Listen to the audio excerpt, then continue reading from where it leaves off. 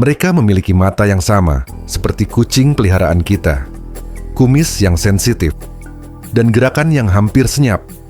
Tapi jangan tertipu oleh penampilannya, karena kucing-kucing ini bukan hewan rumahan. Mereka adalah predator. Di hutan, padang rumput, hingga gurun yang sunyi, kucing liar hidup sebagai pemburu yang sempurna.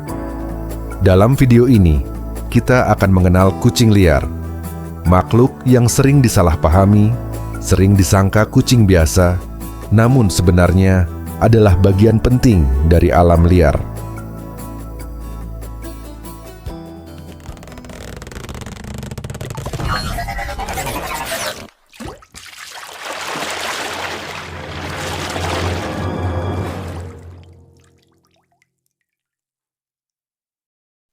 Kucing liar adalah anggota keluarga Felidae yang hidup dan berevolusi di alam bebas. Mereka berbeda dengan kucing domestik yang telah hidup berdampingan dengan manusia selama ribuan tahun.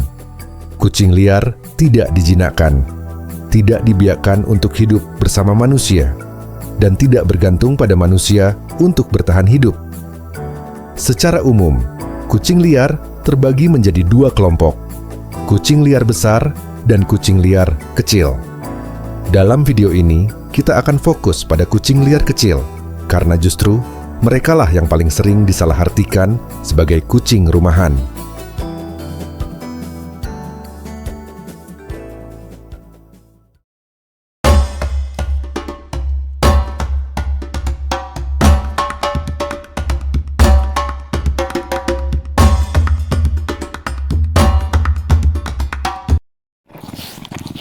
Sekilas, kucing ini tampak seperti kucing rumahan bertubuh besar. Tapi namanya adalah Bobcat. Bobcat hidup di Amerika Utara, dari hutan Kanada hingga gurun di Meksiko. Ciri khasnya adalah ekor pendek, telinga runcing, dan tatapan mata yang tajam. Meski ukurannya tidak sebesar singa atau harimau, Bobcat adalah pemburu yang sangat efektif. Ia memangsa kelinci, burung, bahkan rusa kecil. Bobcat berburu sendirian, mengandalkan kesabaran dan serangan mendadak. Inilah alasan mengapa Bobcat tidak pernah benar-benar bisa dijinakkan. Naluri liarnya terlalu kuat.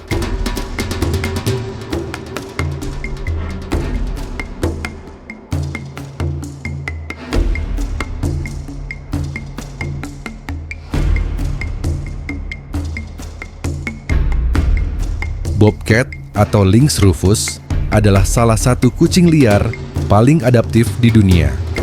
Ia bukan singa, bukan pula harimau. Tubuhnya lebih kecil. Namun justru di sanalah letak kekuatannya. Bobcat mampu bertahan di berbagai lanskap, mulai dari hutan pinus yang dingin, padang pasir yang kering, hingga wilayah pegunungan berbatu. Ia tidak menuntut alam untuk menyesuaikan diri dengannya. Sebaliknya, Bobcatlah yang menyesuaikan diri dengan alam. Secara fisik, Bobcat memiliki tubuh yang kompak dan berotot. Kakinya panjang, memungkinkannya melompat dengan presisi tinggi. Telinganya runcing dengan jumbai hitam di ujungnya, bukan sekadar hiasan, tetapi alat untuk mendeteksi suara sekecil apapun di sekelilingnya. Ekor pendeknya, yang menjadi asal nama Bobcat, membantu menjaga keseimbangan saat berburu di medan sulit. Setiap bagian tubuhnya adalah hasil evolusi jutaan tahun, dirancang bukan untuk keindahan, melainkan untuk efisiensi dan kelangsungan hidup. Bobcat adalah pemburu soliter. Ia bergerak sendiri, diam, dan nyaris tak terdengar. Mangsa utamanya adalah kelinci, tikus, burung, bahkan rusa kecil. Namun yang membuatnya luar biasa bukan ukuran mangsanya, melainkan cara ia berburu. Bobcat tidak mengejar dengan kecepatan tinggi. Ia menunggu, mengamati, menghitung jarak. Lalu, dalam satu lompatan singkat, semuanya berakhir. Di alam liar, kesabaran adalah senjata, dan Bobcat adalah perwujudan dari kesabaran itu sendiri. Meski termasuk kucing liar, bobcat jarang menyerang manusia. Ia memilih menghindar. Baginya, manusia bukan mangsa, melainkan gangguan yang harus dihindari. Inilah yang membedakan bobcat dari kucing domestik seperti Maine Coon. Maine Coon adalah kucing rumah, hasil seleksi manusia. Sementara bobcat adalah produk alam liar. Tidak dijinakkan, tidak dilatih, dan tidak bergantung pada manusia. Namun menariknya, jika diperhatikan sekilas, beberapa ciri bobcat sering disalahartikan sebagai ciri Maine Coon. Telinga besar dengan bulu di ujungnya, bulu tebal, dan tatapan mata yang tajam. Perbedaannya terletak pada struktur tubuh dan perilaku. Bobcat selalu waspada. Posturnya siap melompat. Gerakannya minimal, tetapi penuh makna. Ia tidak hidup untuk dipelihara. Ia hidup untuk bertahan. Bobcat adalah pengingat bahwa keluarga Felidae tidak hanya tentang hewan lucu di rumah kita, tetapi juga tentang makhluk-makhluk sunyi yang menjaga keseimbangan alam tanpa pernah meminta perhatian.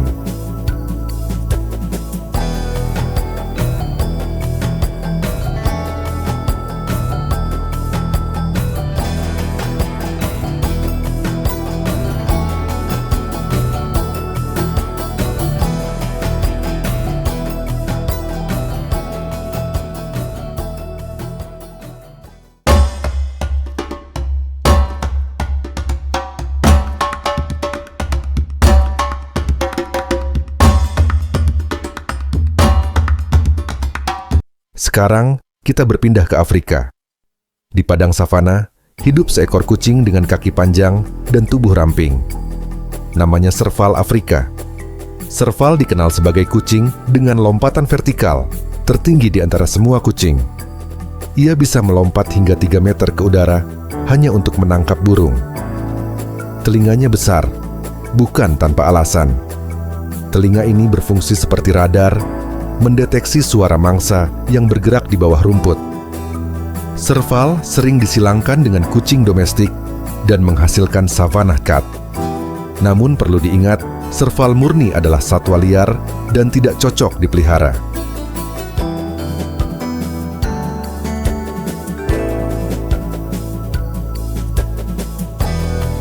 Tidak seperti kucing hutan lain yang mengandalkan kecepatan berlari, Serval mengandalkan pendengaran. Telinganya yang besar dan tegak mampu menangkap suara langkah kecil dari hewan pengerat yang bergerak di bawah rumput. Ketika suara itu terdeteksi, Serval tidak langsung mengejar. Ia menunggu. Tubuhnya menegang. Otot-ototnya siap. Dalam satu lompatan vertikal, Serval bisa melompat hingga 3 meter ke udara, lalu menghantam mangsanya dengan presisi yang luar biasa. Tingkat keberhasilan berburu Serval termasuk yang tertinggi di antara semua kucing liar. Inilah alasan mengapa, meskipun ukurannya tidak besar, Serval adalah predator yang sangat efektif. Serval hidup menyendiri. Ia tidak berburu dalam kelompok, tidak membentuk kawanan, dan jarang terlihat oleh manusia. Setiap individu memiliki wilayah jelajahnya sendiri, yang dijaga dan dipertahankan. Dalam ekosistem Afrika, Serval memainkan peran penting sebagai pengendali populasi hewan kecil. Tanpa Serval, keseimbangan alam di padang rumput bisa terganggu. Namun, keindahan dan keunikan Serval justru membuatnya sering disalahpahami. Banyak orang mengira Serval bisa dijinakkan atau dijadikan hewan peliharaan eksotis. Faktanya, Serval tetaplah hewan liar. Insting berburu mereka tidak bisa dihilangkan, bahkan jika dibesarkan oleh manusia sejak kecil. Dari Serval inilah, manusia kemudian menciptakan Savannah Cat melalui persilangan dengan kucing domestik. Tapi penting untuk dipahami, Savannah Cat bukan Serval, dan Serval bukan kucing domestik. Serval Afrika adalah simbol keanggunan dan keganasan alam liar. Ia tidak diciptakan untuk hidup di rumah manusia. Ia diciptakan untuk berjalan bebas di padang rumput Afrika.